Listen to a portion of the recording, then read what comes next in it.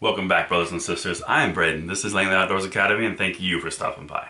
All right, today's content, we're going to talk all about a New York Times article that is saying that they heard from a source inside the White House that they know what the 3 executive order directions are going to be on gun control. I don't know. New York Times, you getting squirrely? Because I'm going to be honest, a lot of the things that they put in this article, and I've referenced it below for your review, some of them, it doesn't seem possible, but we're going to talk about them in depth here for a second to give you guys at least what I think based off of what they think, okay? Now, before I get too deep into that, thank you guys for stopping by. We are trucking. We are driving so strong for the Second Amendment, and I just want to thank you, and I love having you here. If you're new, love to have you on for more videos. We always try to earn that subscription, but here's an example of what we got, and we'd love to see you in here. So, let's talk about these possible 3 executive actions that the New York Times is saying that this is the thing. So this is not coming from me. I'm literally just reacting to an article from the New York Times on gun control. It's linked below for your review if you don't believe me. All right, so here's the quote. The administration has been working on 3 executive actions on guns, but has yet to roll them out. One would classify so-called ghost guns, kits that allow a gun to be assembled from pieces as firearms, which would require their sales to be subject to background checks. Another would fund community violence intervention programs, and the third would strengthen the background check system according to congressional aides familiar with the conversation. All right, so there's a few things there. The first thing that I want to jump on in that first part of that quote, it says the administration has been working on 3 executive actions, not executive orders, actions. If you guys remember the video I did about 4 or 5 days ago, they're hitting on actions, and there is a difference between executive actions and orders. And I'm going to break that down to those 3 topics that they threw up there, okay? Actions are real weak and don't really do anything. Executive orders can be challenged in court and are legally binding. That's very quick summation. So, the ghost gun reclassification.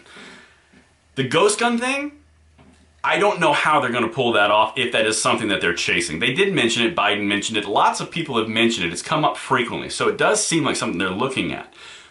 But in order to do something like that, you would have to change anything that could become a firearm into a firearm and have to reclassify it.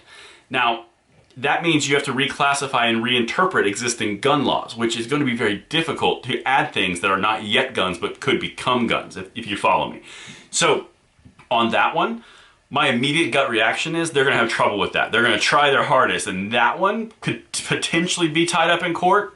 But if they do anything, I think that's what they would do. They would try to classify things that could become firearms as firearms, which I don't think would stand.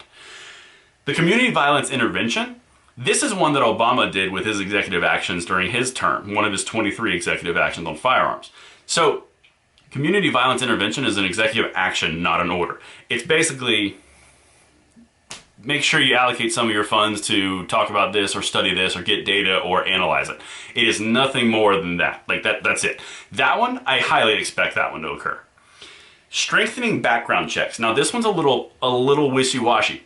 He does not have the authority as the president to change the background check system. He simply does not. But what he can do is he can put forward an executive action that can require the ATF to basically execute on existing laws.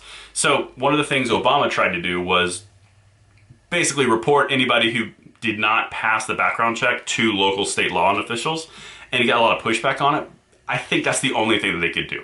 They couldn't, legally, he can't change the written system. Congress makes all those laws. That's not the executive branch's job. They have to interpret and enforce. I think the emphasis on background checks is going to be around translation and interpretation of what they're told to do versus what they do. I think it's going to be a nuanced thing. I don't think it's going to change everything. But like I said, I don't know what they're going to do, but this is a really good fine-tuned direction. It really seems like they are locked into the executive order thing. They're not getting wins on movement anywhere else. In fact, they're losing ground, especially on the state level. I'm thinking they're going executive orders just to save face, or executive actions rather, just to save face. But what do you guys think? Do you guys think that these 3 things are good things to look at? Do you think this is where they're going to end up on? Do you think they're going to do executive orders? I'd love to hear your comments in the field below. And until tomorrow, I'm Braden. See you later.